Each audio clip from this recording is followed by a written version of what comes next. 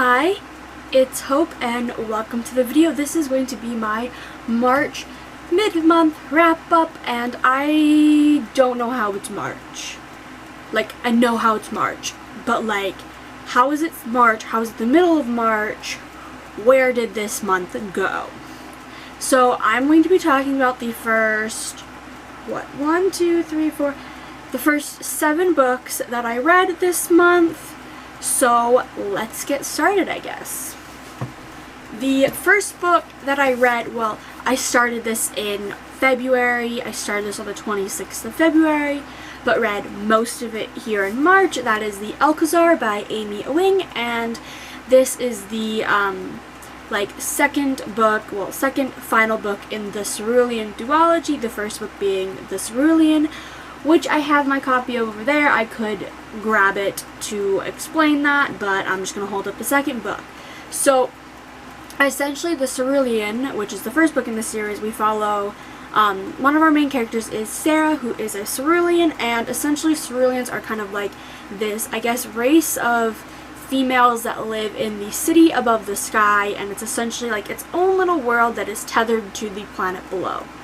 And when it's time for the city to move on to find a new planet, because that's what it does, our main character of Sarah is sent for a sacrifice. Essentially, she dies and the city is able to move on.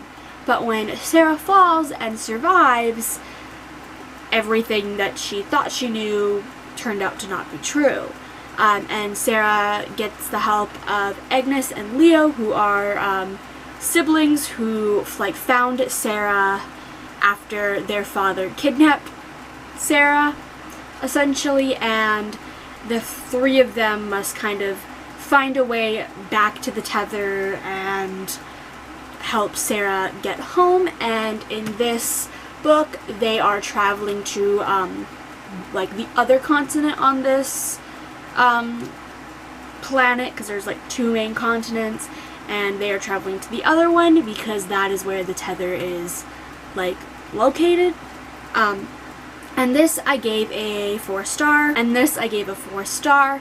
I didn't enjoy it as much as the first, just because I feel like we could have gone a little bit more in depth on maybe some of the relationships that were forming, and maybe I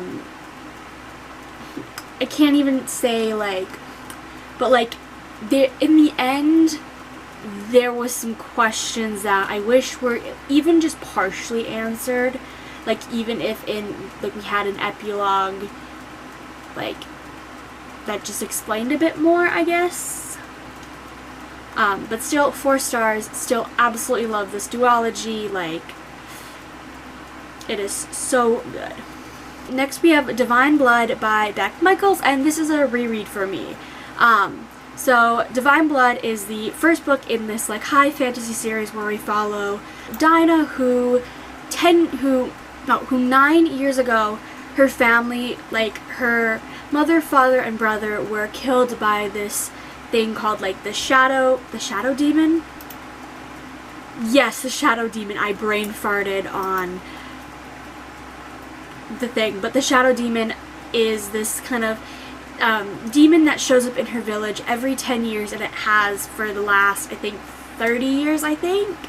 And essentially it kills children and anybody that gets in its way of killing the children. And the previous time that this happened, Dinah's mother, father, and brother got killed, leaving her sister, and her grandma.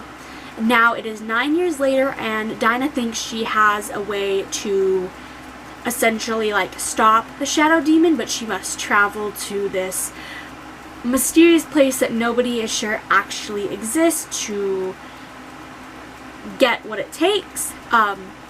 So she leaves on this quest, I guess, and gets the help of her cousin Zev, who is a werewolf. And we also meet a celestial named Castiel, who's essentially a winged being, I guess, and the 3 of them kind of start their journey to this place. I guess that's like what I can say really. Again, this is a reread and I still suck at describing this book because it's a lot to like talk about, like what can I talk about without spoilers. But I decided to do a reread of this because I've been dying to reread this book. I can't really say why I needed to reread this, but I needed to reread it originally for beginning of March, but now it's beginning of April.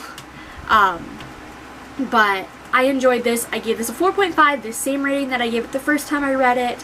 I enjoyed it more the second time because I knew it was going on, but there was still some parts that I was like, oh, I forgot how good that part was. And now I am like so excited for Bonded Fate, which comes out, I think it's August 2nd,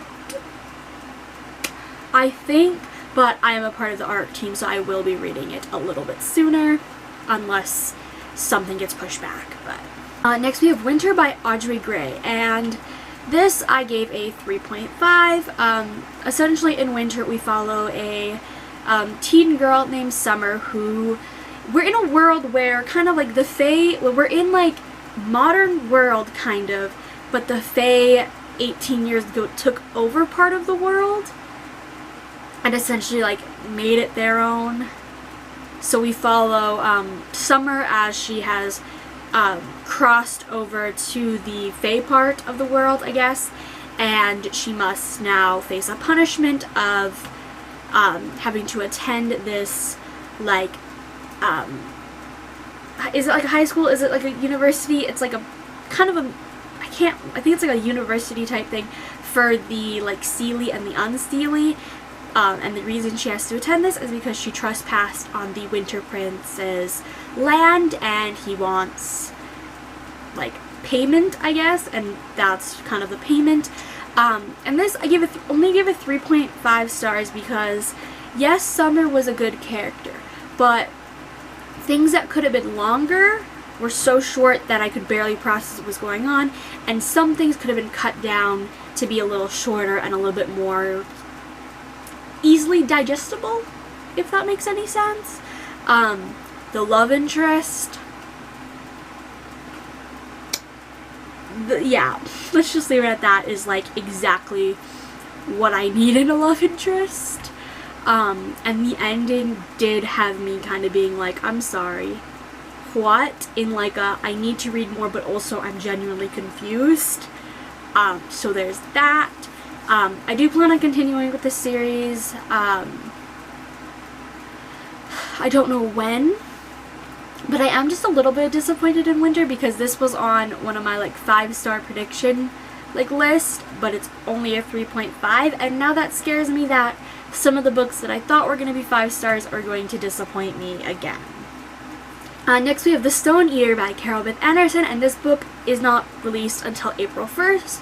I am lucky enough to be a part of, I was lucky enough, I guess, to be a part of the ARC team for this amazing series. The Stone Eater is the 3rd and final book in the Magic Eaters trilogy, the first book being The Frost Eater, which again I own, I'm just not going to go grab.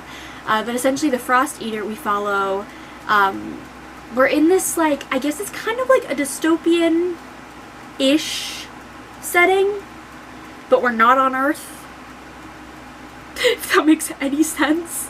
But essentially we follow Nora, who is the like princess of one of the countries in this dystopian society, and so essentially she is the princess, and when she and her father went on this kind of tour of the country, we end up in this one town where she stumbles upon somebody who is a frost eater and a feather eater, which essentially means like in this world you can ingest things and have the abilities if you have the ability. So for example, a frost eater is somebody who can ingest ice and create ice, and a feather eater, you can eat feathers and fly. And this like feather eater, frost eater, name is Cray, and Nora wants Cray to come back to the palace to kind of train because she sees potential in him. And eventually, I'm trying to figure out how to describe this without spoiling it, but essentially,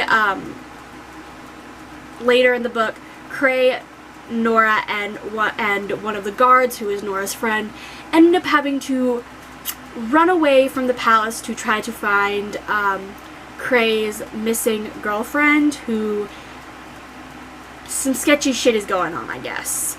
And this is and the Stone Eater is the conclusion to this series, and I can't say much, but like, for example, there was a couple that happened in this that I expected from the beginning, but so many things happened that I was like, okay, it's not gonna happen. And so when it happened, I was a giggling mess. I cried when this was over because like I love this series so much. I'm going to definitely be getting copies of the second and third book once the third book is published. Like, I need copies of these now so I can like tab all the stuff, like all of the moments. I've been talking about this way too long. I give this a 5 stars if you haven't been able to tell by how like happy I am about this. Another reread I did this month was Chain of Gold by Cassandra Clare, and this I gave 5 stars. It was a reread. But essentially in Chain of Gold, we are in 1903 Edwardian London, and we follow as 2 new Shadowhunter families move to London. At the same time, there ends up being these demon attacks that lead to a mysterious illness that kills Shadowhunters. And that's all I'm explaining. When I read this last year, that's all I knew going into it. But we follow like the Shadowhunters of London trying to deal with this, as well as other things, I guess. And I'm doing a reread. I did a reread of Chain of Gold for Chain of Iron, which I really hope my copy comes in the mail. I am days away from like going to Walmart and picking up a copy, because I know my local Walmart had like at least 10 copies, and if they're all gone, like, I will be mad, but I'll be happy at the same time, because that means people in my town are reading like these books. But I would definitely go and buy a copy, but do I need 2 copies of it? Like, I have the tour edition of Chain of Iron coming in the mail, a signed edition, but I'm just waiting for that. But yeah, Chain of Gold, absolutely love it. I'm, again, so excited for Chain of Iron. Can it arrive sooner? Next, I read Sanctuary by Caryn Lix, and this I gave a 4-star. In Sanctuary, we follow Kenzie, who is a junior guard at a prison called Sanctuary, where it's essentially a prison for teenagers who have superpowers that the I guess the world deemed very dangerous, and so they are sent up to this kind of like prison in space to serve their time. And so this is a sci-fi, and when Kenzie gets essentially kidnapped by the prisoners, shit goes down. And this might be a minor spoiler, so I'm gonna give like a minor spoiler warning, but essentially after Kenzie gets kidnapped, stuff with this like prison goes wrong, because someone else is aboard the ship that shouldn't be. That's, I guess, the easiest way to word it without saying what it is, because like, oh, did I get a shock? Like, I read this in 2 nights. The first night I read 23% of the book, and then the second night I was like, okay, I'm gonna get to like 50%. I finished that entire book. It was really good. The only reason I'm giving it 4 stars, it's almost a 5, but it's 4 stars because some of the things are highly unrealistic, and I know science fiction shouldn't be realistic, but just like, for example, Kenzie and her, I guess, love interest seemed realistic, but at the same time I was like, yeah, no. just some other things were just kind of like,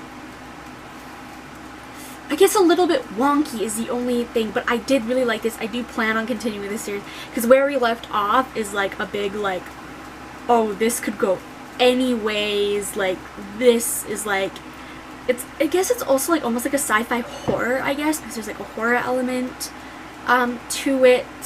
The only reason I picked this book up was because of the Avengers like reading challenge, which is like a year-long like reading challenge thing, and I would not have picked this book up if it wasn't for that, and I'm so glad because I enjoyed it so much.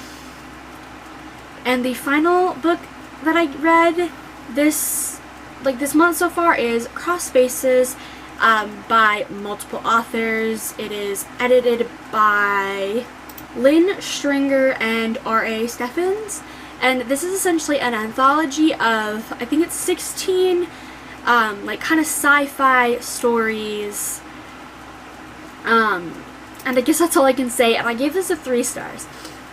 I'm usually not one for short story anthologies, so this one, when I requested a arc on NetGalley because I was like, well, it kind of, like, some of the stories, like, in the description interested me, others I was like, okay, like, iffy. But like when I read this, there were some stories that I really liked. Like I like as an individual story, I would have given it like a 4-star.